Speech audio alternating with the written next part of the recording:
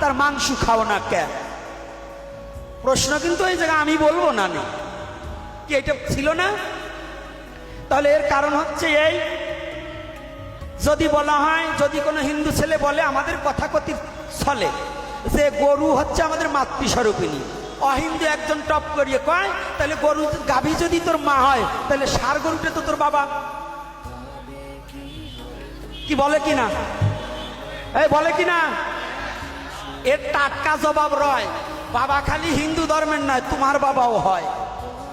যদি বলো কেন, আমি বলছি দেখো যুক্তি করে সমাধান হবে এই সবার পরে, তাও লজিকের দ্বারা, শাস্ত্রের দ্বারা নয়, একেবারে দর্শনের দ্বারা বুঝাতে চাই। যদি বলি কেমন, মা যদি মারা যায় আমরা দুগ্ধ কোথায় পাই? গাভী থেকে এনে খেতে হয়। ওই বাচ্চাটাকে গাভীর দুগ্ধ পান করালে, যেমন আমার নবীর ছোটবেলায় মা মরে, তুতমা হালিমারে কয়, পালিত মা যারে কয়, নবী একদিন যেখানে ছিল ওই তুতমা হালিমার আগমন ঘটিল, নবী নিজে মাথার পাগড়ি খুলে ওই হালিমাকে বসতে দেয়। সাহেবারা চিনতে পেল না, তখন নবীকে জিজ্ঞাসা করলো যে নবী এ কি ঘটনা?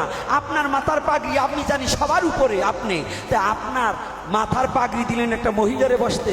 বলছে তুমি জানো না, ও আমার তুতমা হালিমা আমার মা হয়, মায়ের আসন সন্তানের সবার মস্তকের উপরে রয়। তো তুতমা হালিমার আসনটা যদি নবী তার মাথার উপরে অর্থাৎ পাগড়ির উপরে দিতে পারে, আমার সনাতন বিশ্ব চরাচরে যে গাভীর দুগ্ধ গ্রহণ করে জীবন ধারণ করে, তাহলে গাভীকে কি মা বলে ডাকা যায় না?